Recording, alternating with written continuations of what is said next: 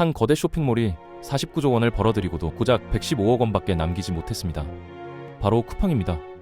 전년 대비 영업이익 97% 증발, 해킹 때문도 경쟁사 때문도 아니었죠. 왜 대체 불가를 외치던 로켓 배송이 소비자 손으로 직접 삭제당하는 신세가 됐을까요? 2025년 4분기 개인정보 유출을 축소하고 책임은 퇴사자에게 떠넘기더니 급기야 미국 의회까지 동원해 자국 정부와 기싸움을 벌였습니다. 한국 국회의 출석 요구는 묵살하고 월스트리트에선 영어로 고개를 숙인 기업. 오만이 어떻게 몰락의 청구서가 됐는지 지금부터 낱낱이 추적해보겠습니다. 2025년 4분기 쿠팡의 실적 발표장.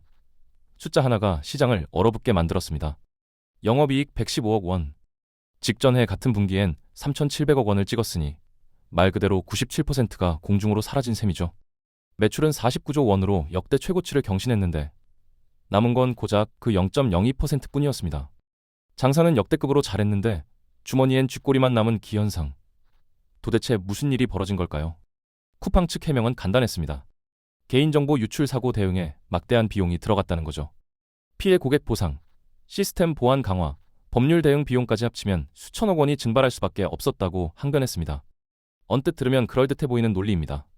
대형 사고가 터졌으니 수습 비용이 천문학적으로 불어난 것 아니냐고요.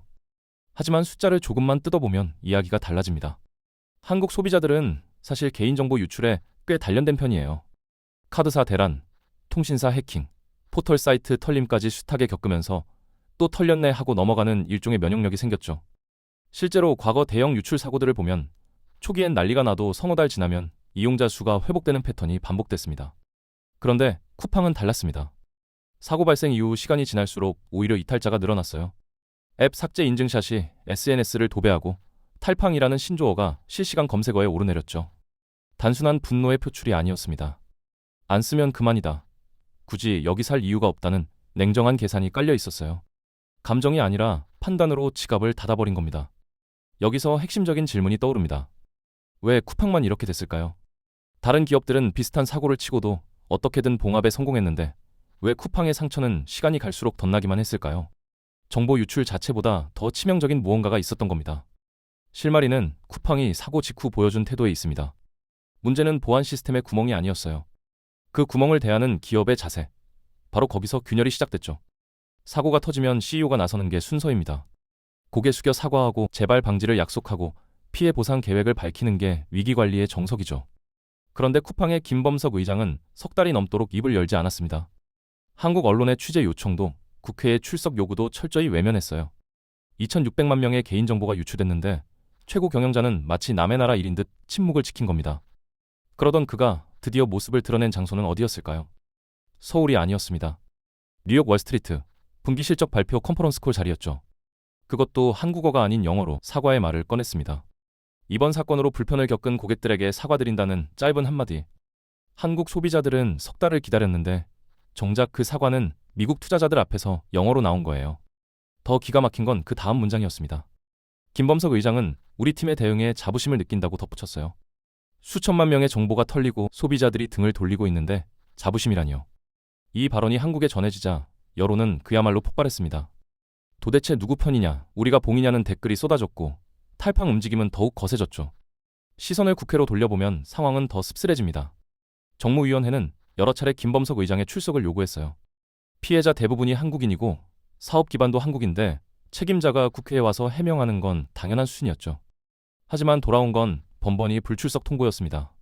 미국 시민권자라서 일정이 안 맞아서 이런저런 이유가 붙었지만 본질은 하나였어요. 한국 국회 따위는 상대할 가치가 없다는 태도였죠. 반면 미국 의회와의 관계는 전혀 달랐습니다. 쿠팡은 워싱턴에 로비스트를 두고 적극적으로 활동해왔어요. 의원실을 드나들고 정책 간담회에 참석하고 필요할 때 목소리를 높였죠. 같은 기업이 한쪽 국회는 무시하고 다른 쪽 의회엔 공을 들이는 이 이중성. 한국 소비자들 눈에 어떻게 비쳤을까요? 여기서 쿠팡의 정체성 문제가 수면 위로 떠오릅니다. 쿠팡은 한국에서 태어나 한국 소비자의 돈으로 성장한 기업이에요. 그런데 뉴욕 증권거래소에 상장하면서 법적으로는 미국 기업이 됐죠. 본사는 미국 델라웨어, 최대 주주도 해외 기관 투자자들입니다.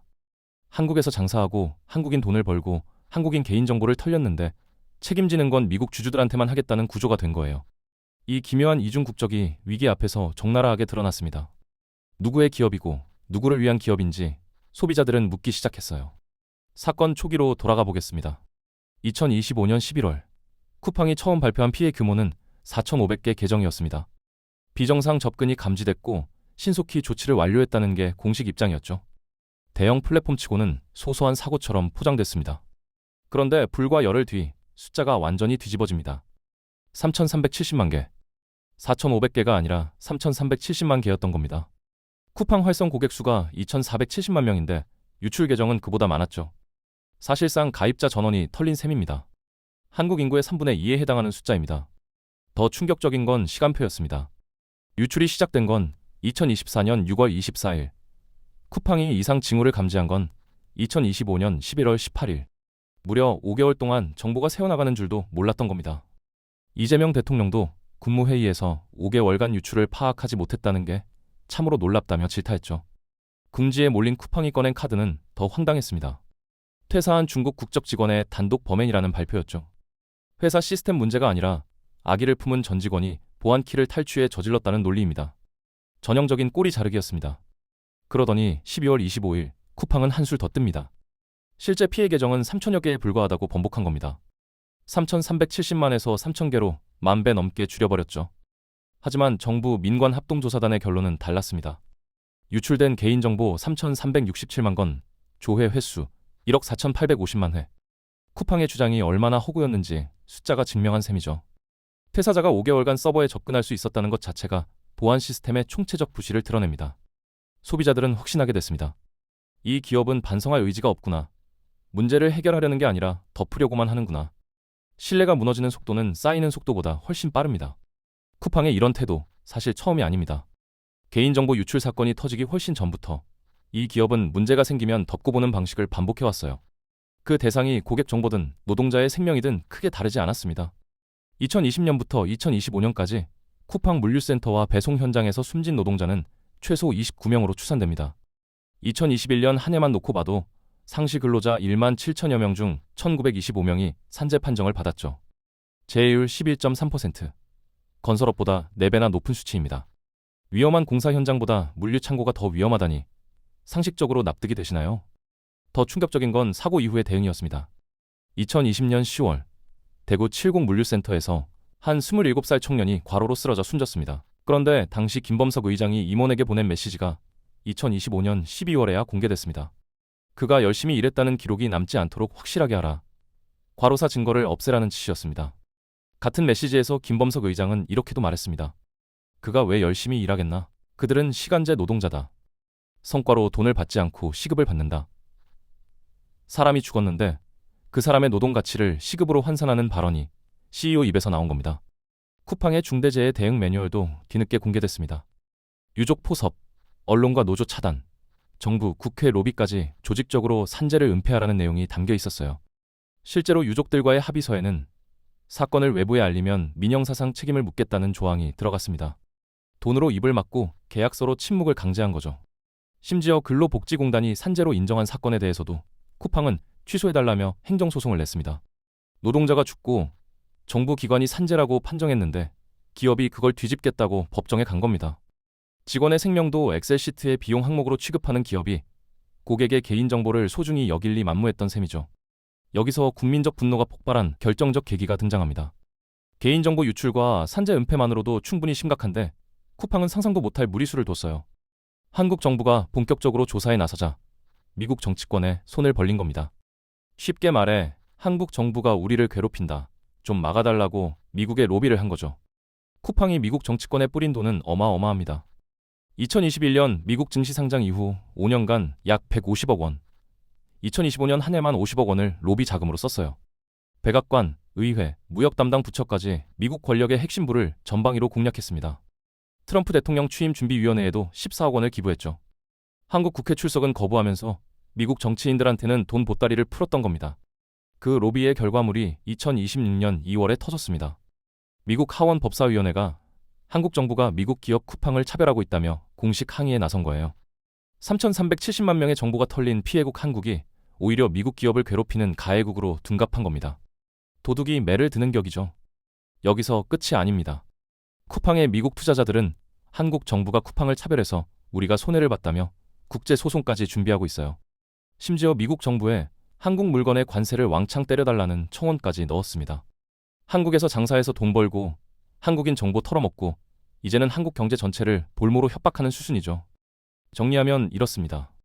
잘못을 저지른 기업이 반성은커녕 돈으로 외국 정치권을 움직여서 자기 나라 정부를 압박하고 있는 겁니다. 동네에서 사고 친 사람이 경찰 조사받기 싫다고 외국 대사관에 민원 넣는 꼴이에요. 이런 기업을 과연 그냥 둬도 되는 걸까요? 쿠팡은 착각했습니다.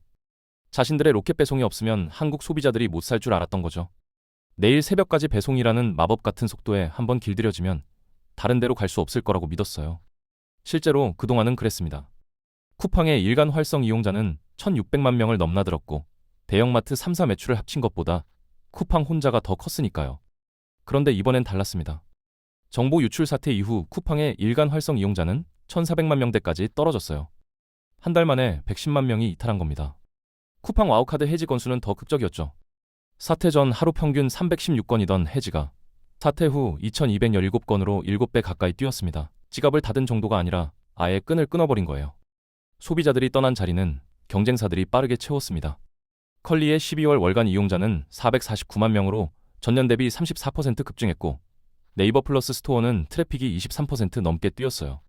11번가와 SSG닷컴도 각각 14%, 16%씩 이용자가 늘었습니다. 요즘 컬리가 싸요. 네이버도 괜찮더라고요 라는 말이 SNS를 돌아다녔죠. 사실 대안은 이미 충분했습니다. 네이버 N배송의 취급 상품 수는 전년 대비 140%나 늘었고 지마켓 스타 배송은 주 7일 2길 도착을 보장해요. 11번가 슈팅 배송은 별도 회비 없이 무료로 빠른 배송을 제공하고 컬리는 자정전 도착하는 당일 배송까지 새로 론칭했습니다. 굳이 새벽 6시에 현관문 앞에 박스가 쌓여 있어야 할 이유가 없어진 거죠. 소비자들은 깨달았습니다. 내 정보 털리고 노동자들 죽어나가면서까지 그 물건 내일 새벽에 꼭 받아야 하나? 하루만 더 기다리면 다른 데서도 충분히 옵니다. 쿠팡이 오랫동안 쌓아온 대체 불가라는 환상이 이 사태로 완전히 깨져버린 셈이에요. 이쯤에서 한 가지 짚고 넘어갈 게 있습니다. 탈팡 현상을 두고 금방 잊어버릴 거다. 쿠폰 뿌리면 다시 돌아온다는 시각이 있어요. 실제로 쿠팡은 5만 원짜리 보상 쿠폰을 뿌렸고 일부 이용자는 쿠폰이라도 쓰자며 복귀하기도 했습니다. 쿠폰 지급 다음날 일간 이용자가 1,638만 명까지 반등한 건 사실이에요.